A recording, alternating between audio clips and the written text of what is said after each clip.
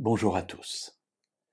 Connaître Dieu, connaître l'amour qu'il a témoigné pour nous, connaître le plan qu'il a mis en place pour notre salut, connaître Jésus qui est venu vivre, mourir sur notre terre, ressuscité et qui est maintenant assis à la droite de Dieu dans le sanctuaire céleste, dans le ciel, tout cela est très important, tout cela est très intéressant.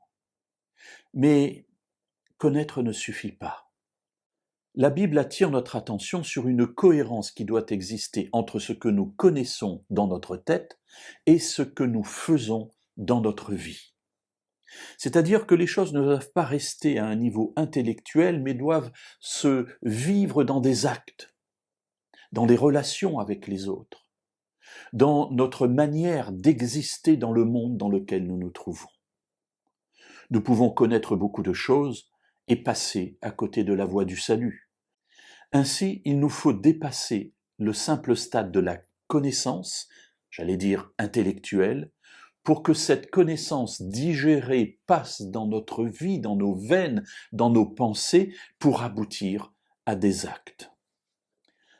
L'apôtre Paul, dans une lettre qu'il écrit aux Colossiens, nous dit au chapitre 2 et au verset 6, « Ainsi, comme vous avez reçu le Christ Jésus, le Seigneur, marchez en lui. » Voilà, dite en quelques mots, la règle excellente pour hériter la vie éternelle. Il ne suffit pas de connaître le moyen que Dieu a prévu pour que nous soyons sauvés, encore faut-il le pratiquer, le mettre en place dans notre vie. Comme vous avez reçu le Christ Jésus, c'est-à-dire le Messie Jésus, vous l'avez reçu, c'est bien, c'est une bonne chose, mais il est le Seigneur.